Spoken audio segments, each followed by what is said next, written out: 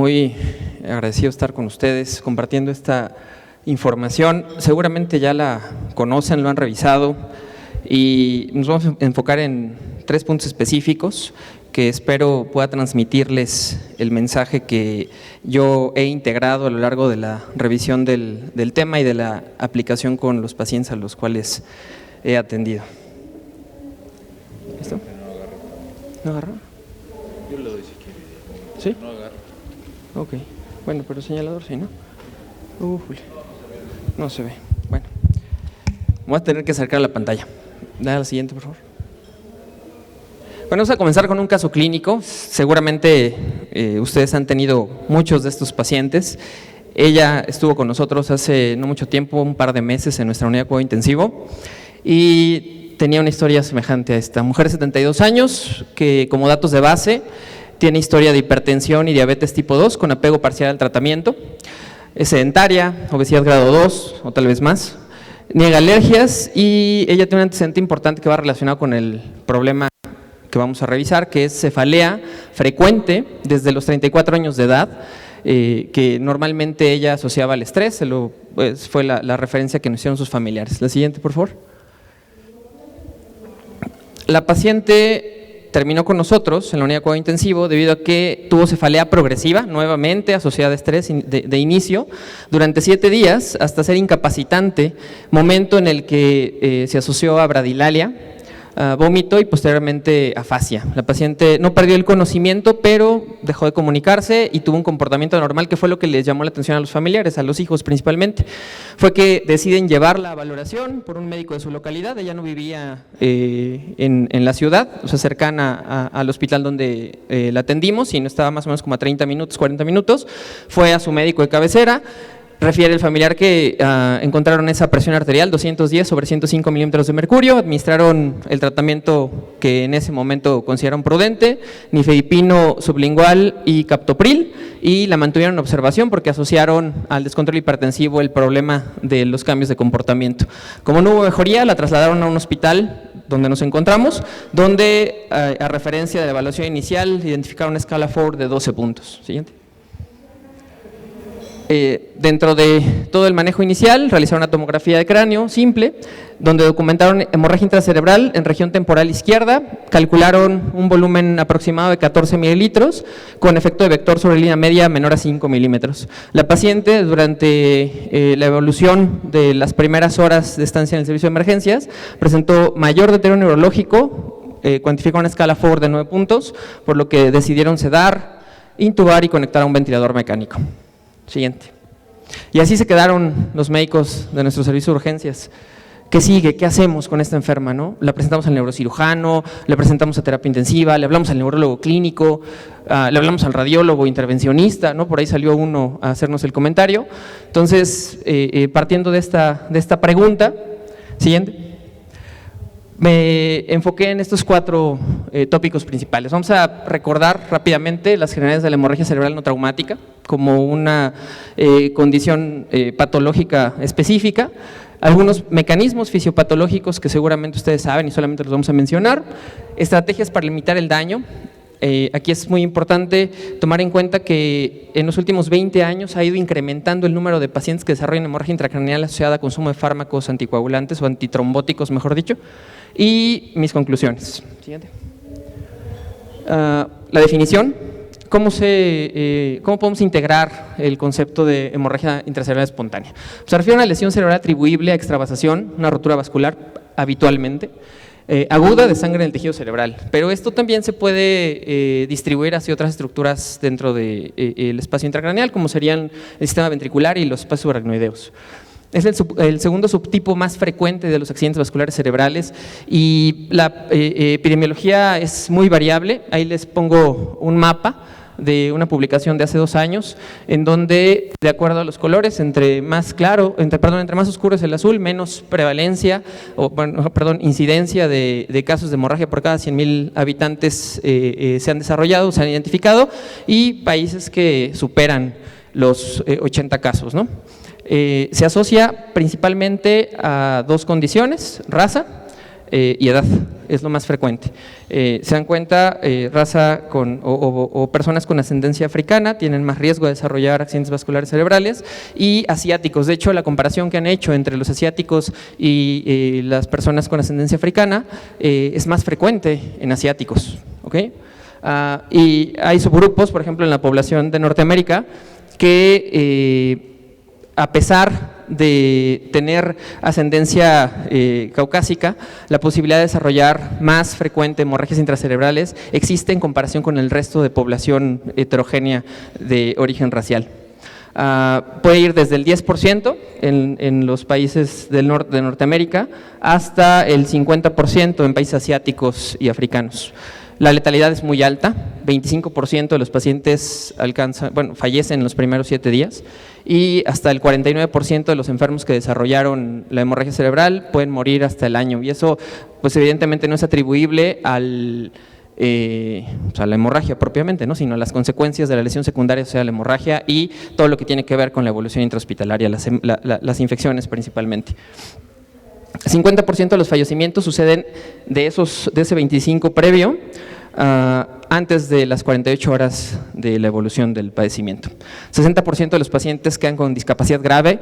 Normalmente la escala que se utiliza para evaluarlos en las diferentes revisiones es ranking, y pues arriba de 4 puntos son aquellos pacientes que se clasifican como discapacidad grave, menos de 4 puntos a 3 o menos son los que desarrollan funcionalidad, ¿no?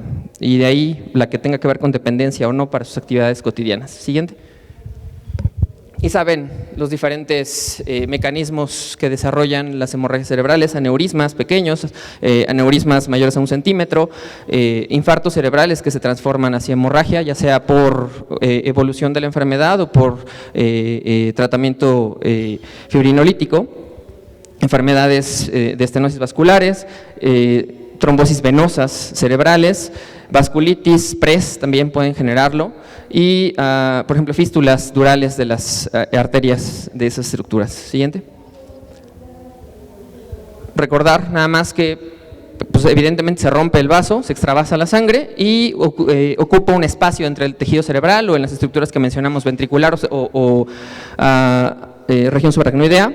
Esto genera lesión local, expresión de factores inflamatorios, liberación de citoquinas, de mediadores como factor de necrosis tumoral alfa, producen moléculas asociadas a daño, PAMs y DAMs, y se produce un edema perilesional inicialmente, intersticial, y posteriormente se comienza a lisar ese coágulo, se empiezan a destruir esas células sanguíneas, principalmente eritrocitos, se libera hierro, se libera grupo M, se liberan sustancias intracelulares que ocasionan disfunción de la capacidad de reabsorción de este líquido, y se genera un edema ahí muy peculiar que tiene poco tiempo que se ha estado desarrollando, o mejor dicho, investigando, que es el edema hematógeno, ¿no?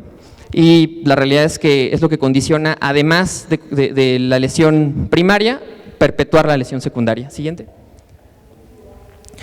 Esa es la estructura la progresión fisiopatológica, pero la progresión por la ocupación propiamente del tejido es, pues obviamente, el incremento de la presión dentro de las estructuras intracraneales, y esto comprime el tejido cerebral. Puede ser que esta lesión no solamente sea en el tejido periférico a la zona de hemorragia, sino se convierte en un compartimento intracraneal y puede desarrollar este síndrome de compartimento intracraneal, y complicar obviamente la evolución no solo de la zona lesionada o hemorragia, sino de todo el tejido cerebral.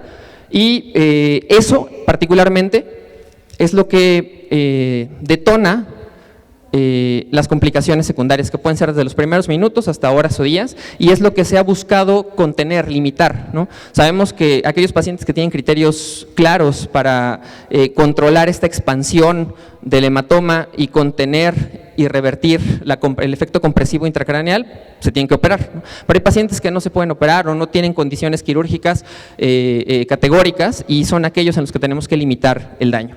Esta expansión temprana, es decir, a partir de la primera hora, ¿sí?, que se puede ver el incremento de las dimensiones del hematoma, es un predictor de peor pronóstico de la hemorragia intracerebral. Siguiente.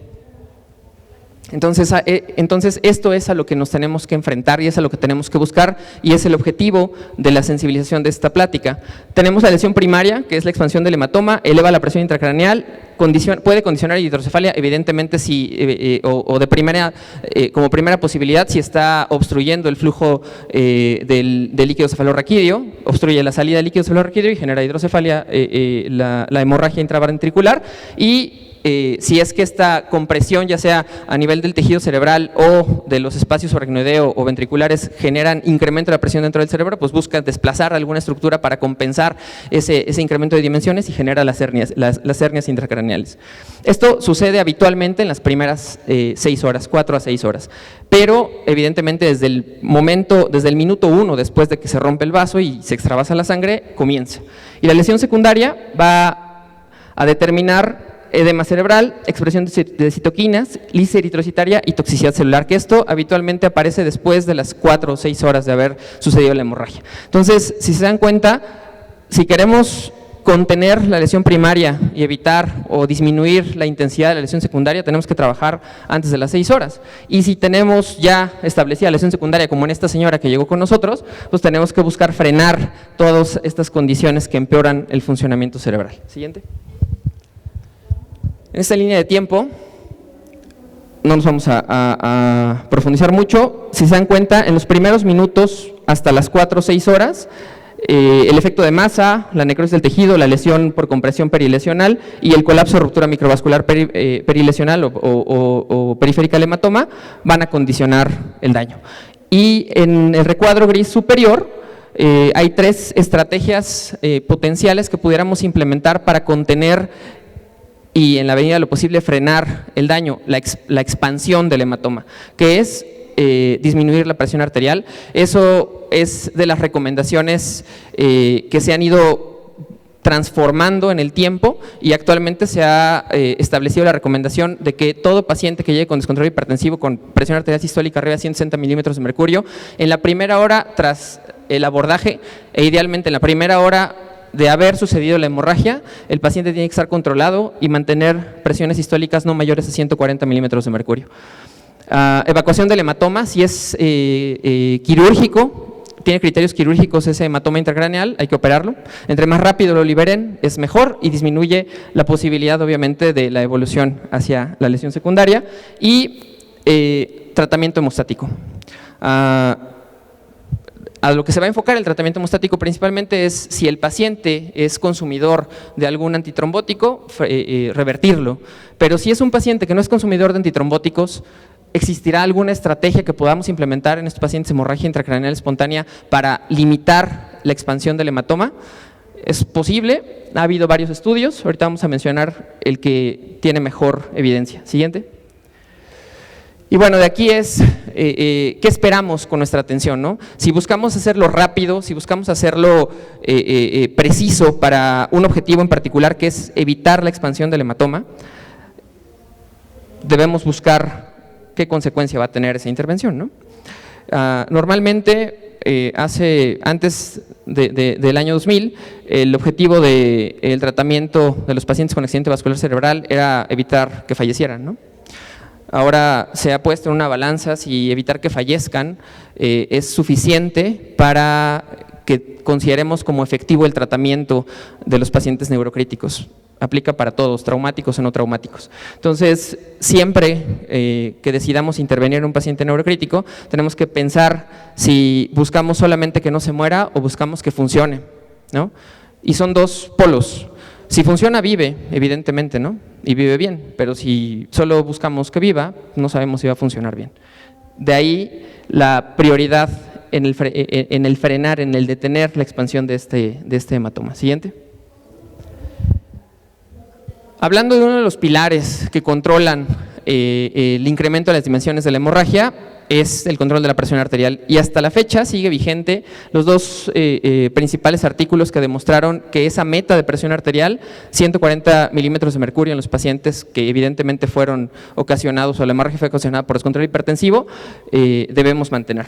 Es una revisión donde se incluyeron más de 6,000 pacientes y buscaron identificar principalmente si el tiempo determinaba la eficacia y las consecuencias, primero la eficacia del control hipertensivo y de limitar la expansión del hematoma, y segundo, lo que aparentemente se había demostrado en las guías de 2022, en donde dicen que no debemos disminuir más de 10 milímetros de mercurio la presión arterial sistólica en la primera hora si tenemos arriba de 180 milímetros de mercurio, entre otras consideraciones.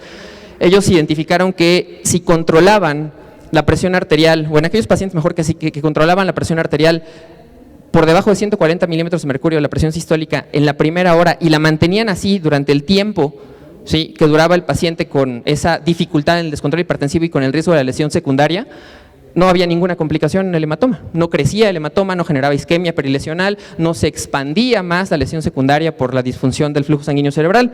Entonces, a partir de este artículo, se demostró que entre más rápido, evidentemente sin descensos críticos, ¿no? Es decir, no bajar por debajo de 120 milímetros de mercurio la presión sistólica en estos pacientes, sin descensos críticos, sin oscilaciones críticas, entre 120, 140, 150 máximo de presión sistólica, la posibilidad de que el hematoma crezca es baja, ¿ok?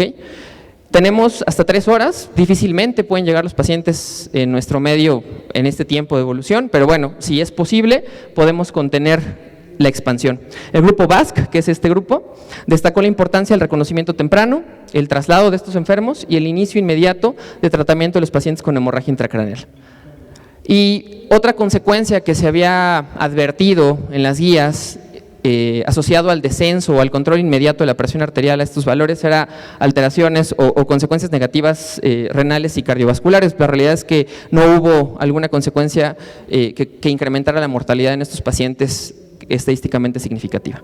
Siguiente. Y seguramente conocen este diagrama, es de la guía de 2022, en donde incluye lo del tratamiento con hemostáticos para evitar o revertir el efecto anticoagulante de los diferentes grupos de fármacos que se utilizan en los pacientes que sangran o que llegan con accidente vascular cerebral, e incluyen heparina, incluyen inhibidores del factor 10 activo, incluye dabigatran o del factor 2, incluye antagonistas de vitamina K, pero aquí, desde mi perspectiva, falta incluir aquellos pacientes que no consumen nada, pero necesitamos frenar el crecimiento del hematoma. Entonces, aquellos enfermos que no tienen antitrombóticos, ¿qué aplica?, ¿no? Sabemos que los antagonistas de la vitamina K, vamos a utilizar complejo de concentrado protombínico, idealmente el que tiene 4 factores. Si es dabigatran o factor 10, podemos utilizar anticuerpo monoclonal, idarucizumab, o un factor procoagulante análogo del factor 10. Andexanet, si es que lo tenemos, y si no, factor concentrado de complejo protombínico. Y si tenemos heparinas, pues protamina, ¿no? Siguiente. Y falta otro aquí, ¿no? Los antiplaquetarios, aquellos pacientes que van incrementando en el consumo de fármacos antiplaquetarios, clopidogrel, aspirina, también tenemos que pensar en ellos.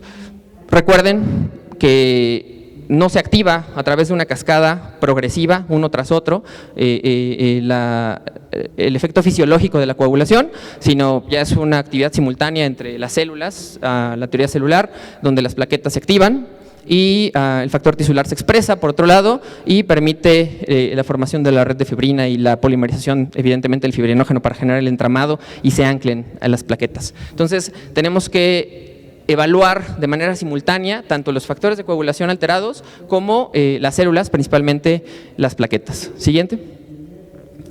Recordar que los inhibidores de vitamina K son obviamente afines a estos factores de coagulación.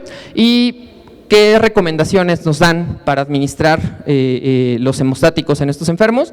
Evaluar el valor de INR, ¿no? Sin embargo, si está sangrando el paciente, llega en este periodo de tiempo en donde debemos frenar la hemorragia y no tenemos forma de medir en este tiempo el INR o los tiempos de coagulación, pues no suena descabellado administrar el concentrado complejo de protrombina, idealmente el que tiene 4 factores de coagulación, y posteriormente o de inmediato tras terminar la infusión del concentrado complejo protrombínico, administrar vitamina K.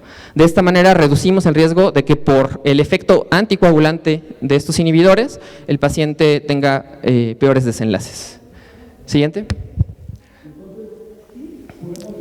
Con relación a los inhibidores del factor 10 activo, en pacientes con hemorragia intracraneal espontánea asociados al consumo de estos factores, ya hablamos, hay dos estrategias farmacológicas. No sé si ustedes en sus centros tengan estos dos fármacos, Andexanet alfa, ¿sí lo tienen? ¿Alguien tiene? ¿No? ¿Quién sí lo tiene? Y anticuerpo monoclonal y darucizumab. Si no lo tenemos, que es normalmente en la mayor parte de los hospitales en México, habitualmente en algunos hospitales de medio privado se puede conseguir, medicamentos evidentemente importados que tal vez Cofepris no los tiene completamente regulados. Si no tenemos acceso a estos fármacos, existe la posibilidad y el efecto, pues obviamente, de control parcial del crecimiento del hematoma con concentrado de complejo protrombínico.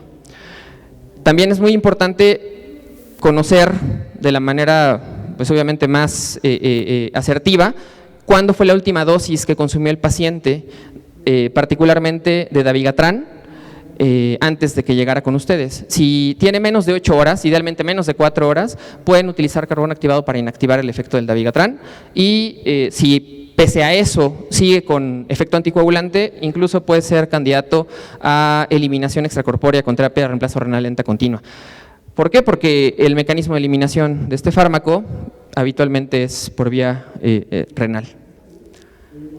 Siguiente.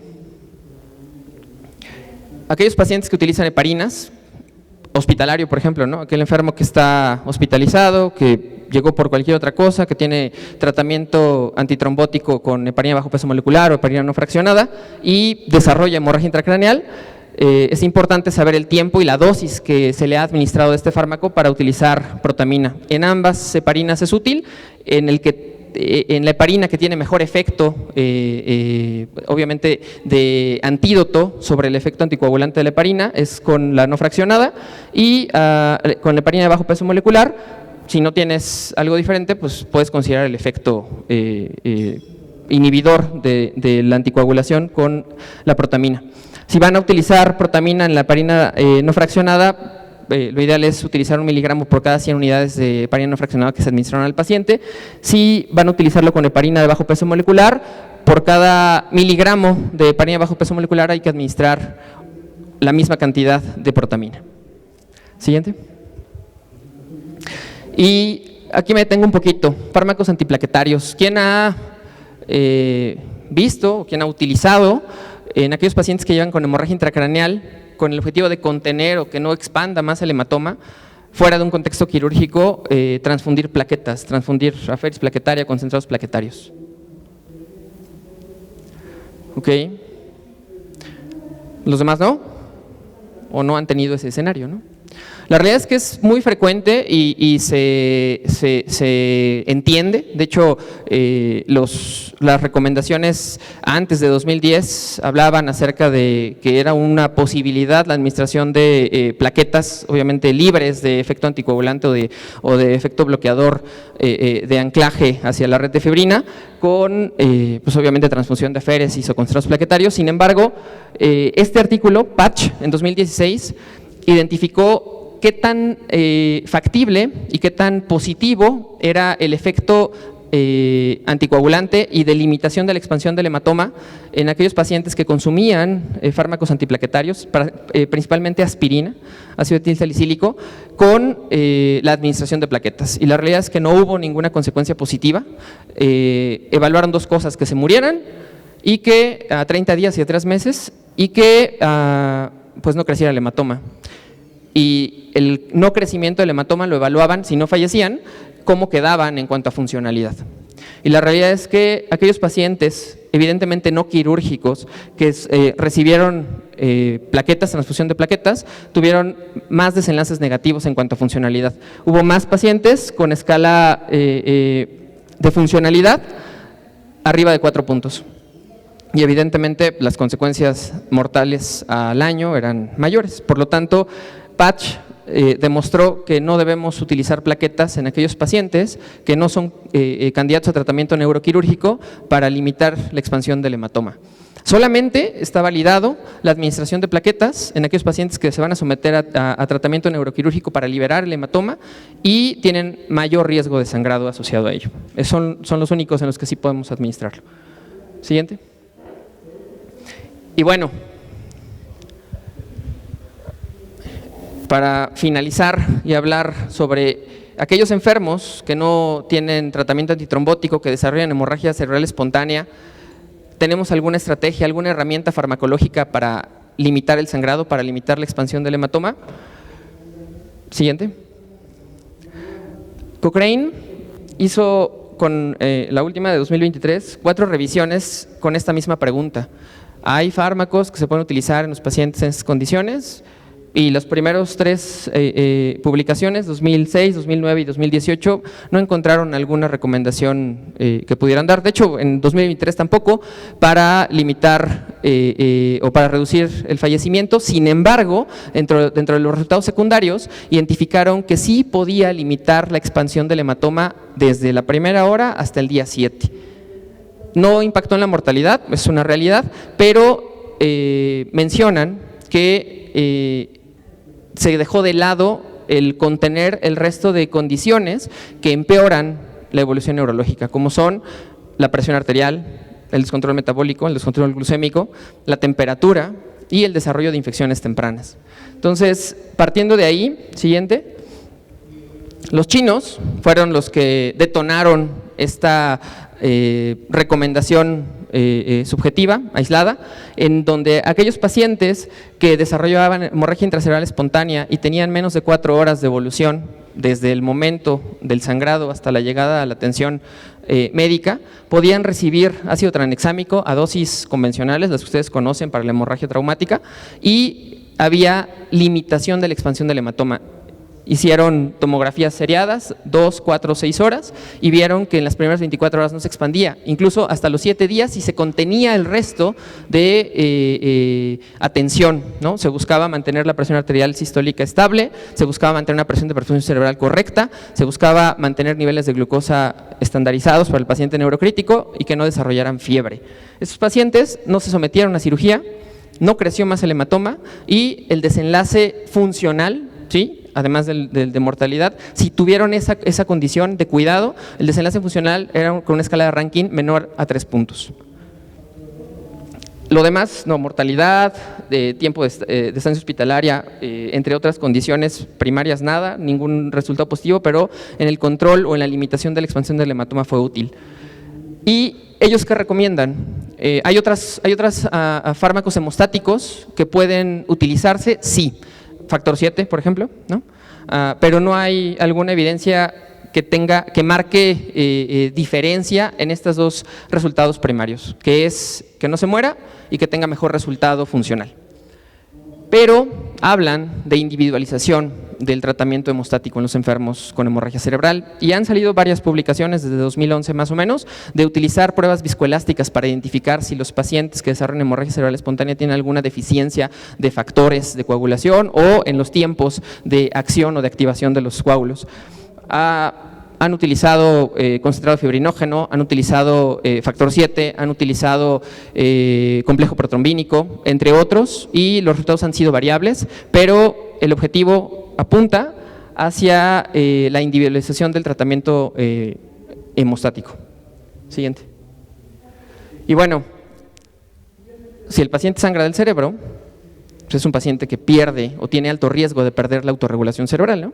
Y si pierde la autorregulación cerebral, por más fármaco que le pongamos, por más antídoto que le administremos, por más presión arterial que mantengamos, si no tenemos una evaluación multimodal de esa condición cerebral del paciente, pues los resultados van a ser malos, ¿no? Lo que sea que tenga el paciente en el cerebro, lo ideal es monitorizarlo y evitar algo que es la compresión, obviamente, del tejido cerebral al interior del cráneo. Mantener una compliance cerebral o compliance intracraneal estable. Godoy, hace unos años, junto con su grupo argentino, integró esta estrategia de evaluación multimodal en lugares de escasos recursos, en donde con transductores sectorial o convexo, con un transductor lineal de un ultrasonido bidimensional, podemos hacer evaluación de esta autorregulación, incluso hacer pruebas de competencia de autorregulación cerebral para saber si nuestra atención ha sido correcta. Esto disminuye la cantidad de veces de traslados de los pacientes hacia tomografía para poder evaluar las características intracraneales. Entonces,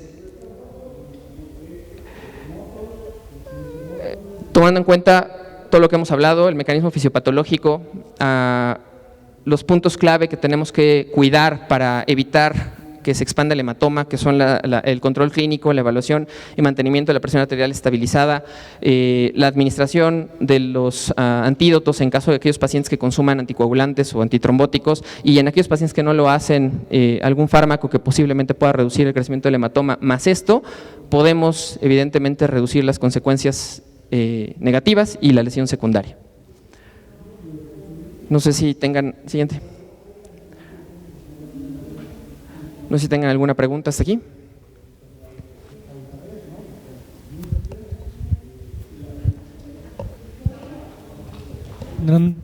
Sí.